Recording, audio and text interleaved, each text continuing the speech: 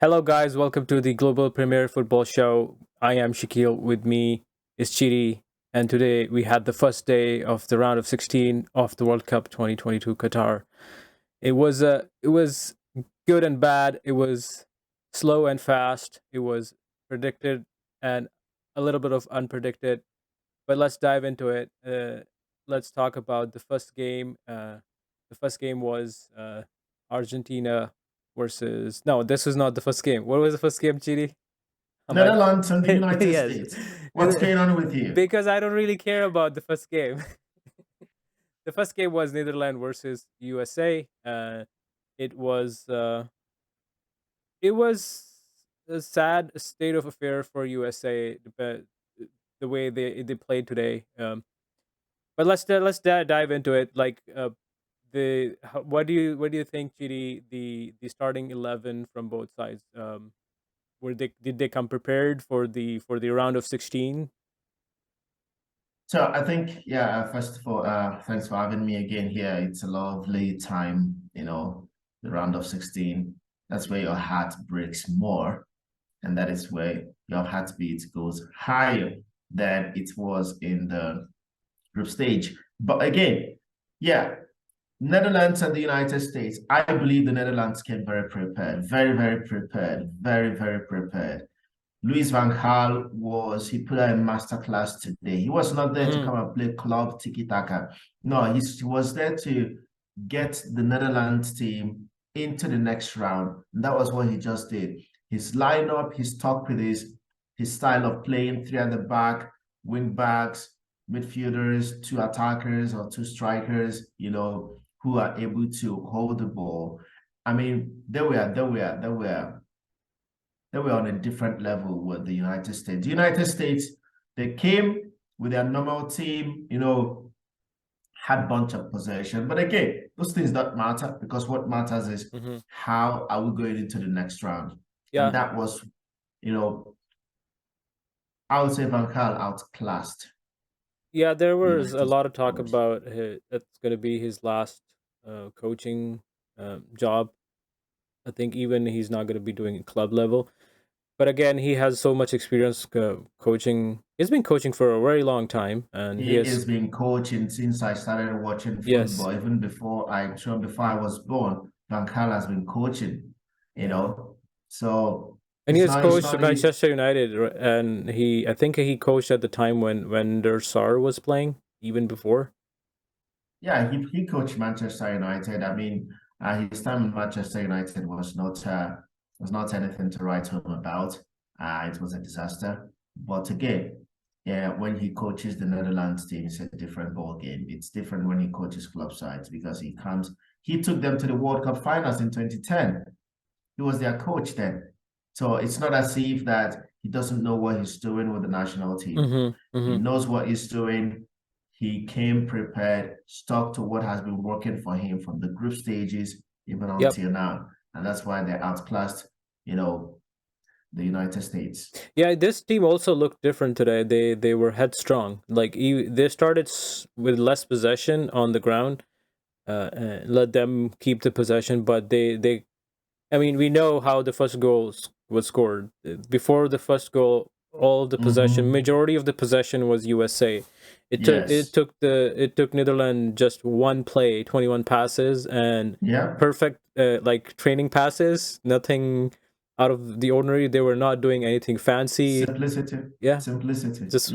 I'm sorry to cut you in, but that is what it takes to win a football match at the World Cup level. You don't need to keep possession for 20 million times and without any end results. You don't get a corner kick, you don't get a goal kick, you don't force a save, you pass back, you pass forward. And again, the Netherlands were not out there to run with the United States team. The United States, there's a lot of speedy players on the team, a lot of velocity in the squad. But again, the sat back allowed them to hold the ball. And what happens again is that whenever you are the team that has possession, if you're caught out of possession, there's a tendency that you will always concede or that you'll be in trouble.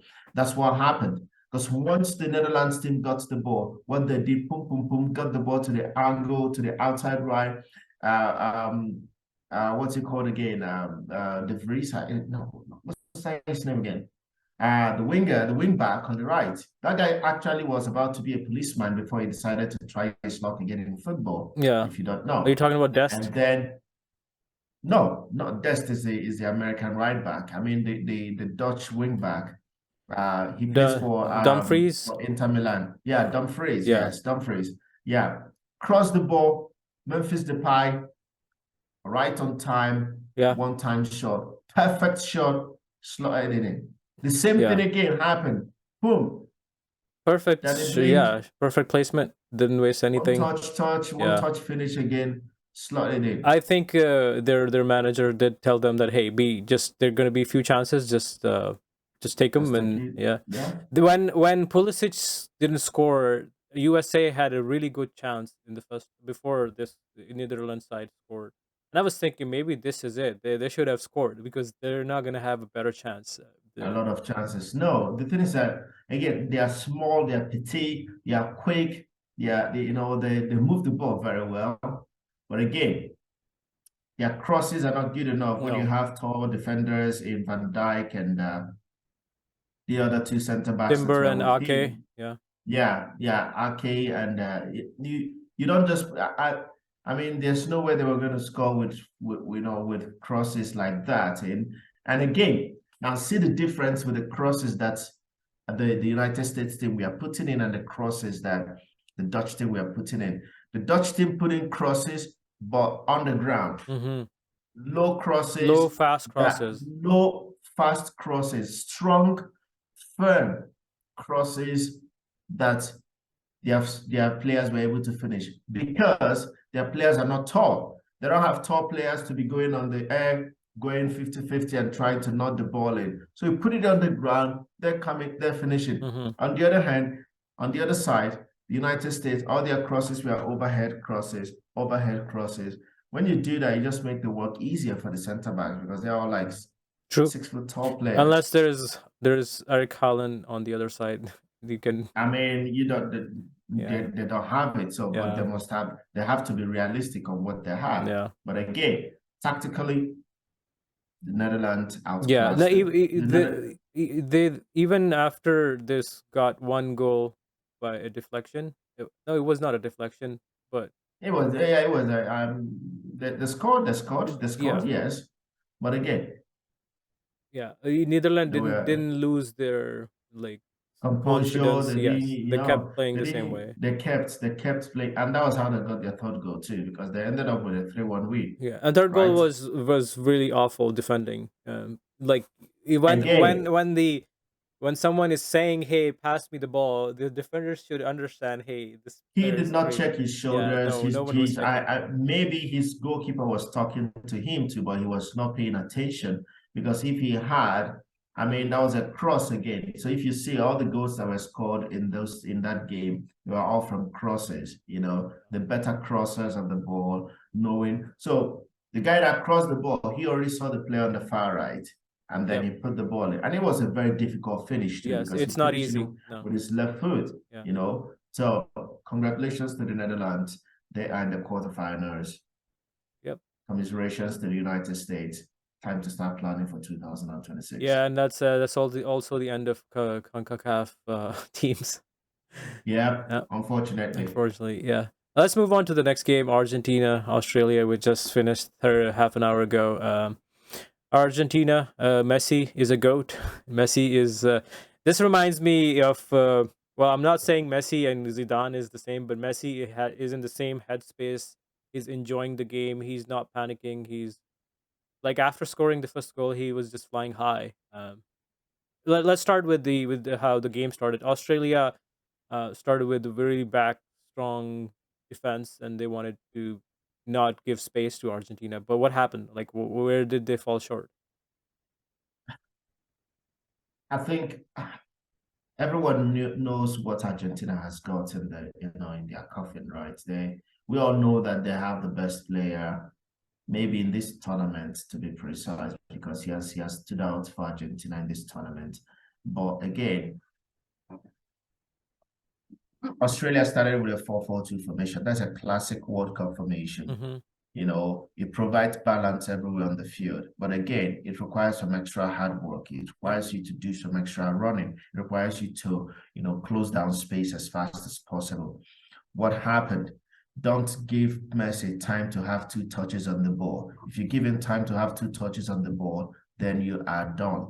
And that's what happened with Australia when Messi scored the first goal, because it was also kudos to Argentina because there's a lot of communication going on in that team. They're playing together as a team right now Mm-hmm. compared to other tournaments when they are just waiting for one player to do just the whole thing. But this time around, they're playing like a team. They are helping each other out. They are running at the same level. Not one player is running and the other is walking. That's what I saw today. Their movement without the ball is as good as their movement when they had the ball. If Messi is carrying the ball, everyone is moving and providing him True. options.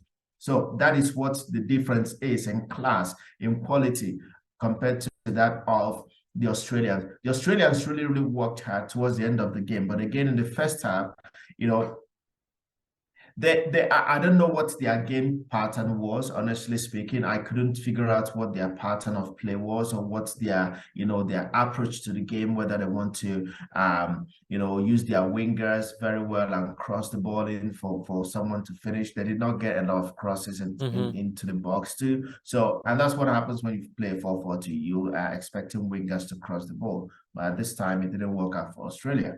But again, Argentina was just on top of the game for the whole Yeah, game. I think I personally think Australia was trying to go what Saudi did against Argentina. And I remember yesterday we talked about it, and I said the game's going to be very different in the round of 16. It's going to be slow in start, and it's going to be more like who gives up faster. It's going to be Yeah. very mental challenge more than physical, because what Yes. I saw even in the first game, Netherlands were not running a lot. They were just They were not. No, they you didn't care. you've done all the running in the group stage. Now Yeah, it's time to sit back a little bit, try to find those counter-attacking moments and make use of them very well. That's what the Netherlands did. yeah. Argentina, I think Argentina is another team that we have maybe not mentioned very well how much depth they have in the team, Mm-hmm. because we may think, all the other teams that we've mentioned because of the names of the players that are in the squad that we already know at the international, maybe at the club level. But Mm-hmm. again, Argentina have a very strong squad. Their substitutions kept the tempo of the game. They were still able to move the ball quicker.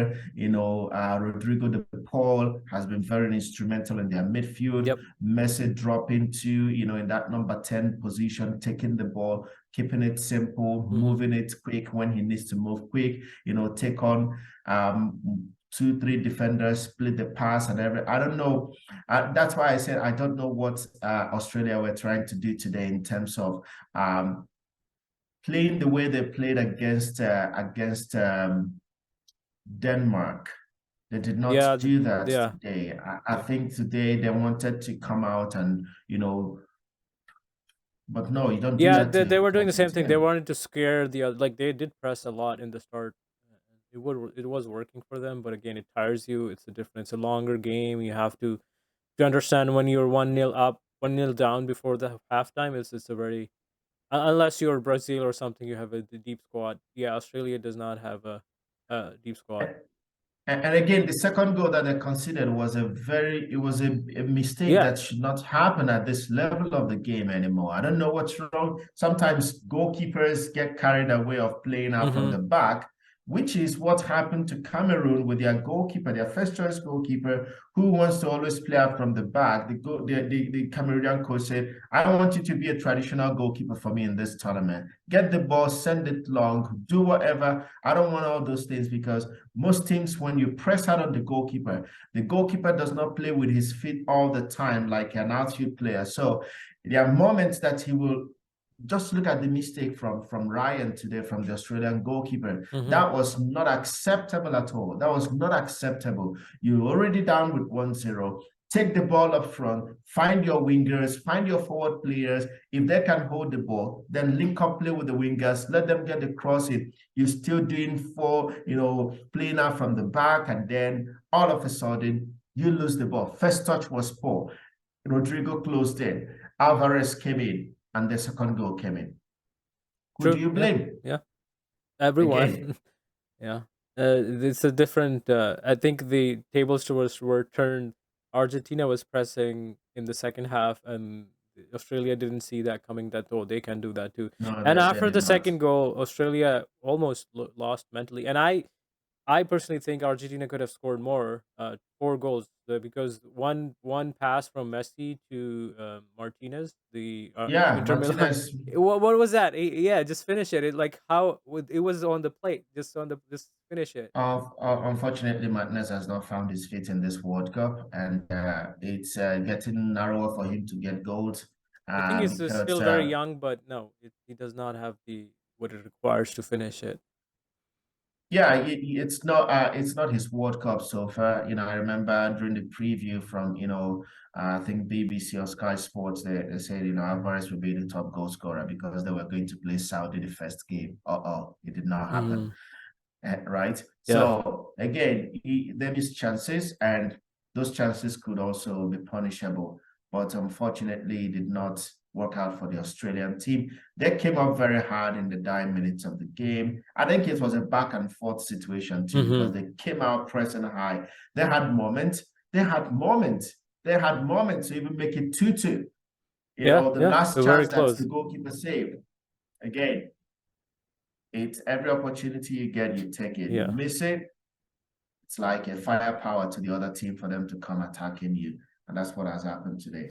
Then to sum it up, I think Argentina did outplay Australia on many levels. Even Yes, even they were in at the end, control. goalkeeper was way better, like very good. Like he didn't make those small mistakes. He did very good. Yeah. I mean, again, it's all about seeing what it's ahead, take your chances, and if you're to defend, you Hmm. defend very hard. If you're to attack, take your chances in the attack. And Yep. that's what just Argentina did. And again, it's a one-off game right now, so there's no tomorrow for any other team. You Hmm. lose, you progress. Sorry, you lose, you go home. You win, you progress. And that's what just Argentina did today. Got their point. I mean, got their goals, got the win, forward into the quarterfinals with the Netherlands Yeah, against and the yeah, Netherlands. I think this Argentina is looking really good. They're looking solid. Yeah, They're before looking solid. finishing, before talking about the next games tomorrow, I was gonna say one thing that yeah, I can see Argentina versus Brazil coming soon. Okay, let's talk about tomorrow's game: France versus Poland. First game of the day. What are your predictions? For me, it will be another matchup of who takes his chances or their chances. Yeah. Poland is gonna come trying to do on counter attacks. France will have more of the ball, and again, but I think France will win the day. I don't want to go into a lot of details of that because I've seen what France do. I've seen what Poland does, or what they do during their games. But again, Poland has not been convincing, and in terms of quality of players and in terms of way of experience in the World Cup and the Mm-hmm. way they play, France is a much more complete team. So France Yeah. will control the game. France will win the game, except they go to sleep. Yeah. Lewandowski is a deadly striker, Yeah. so you There are cannot give him that two chance. players to watch in Poland squad. Their keeper and Lewandowski. Uh, Polish keeper is really good.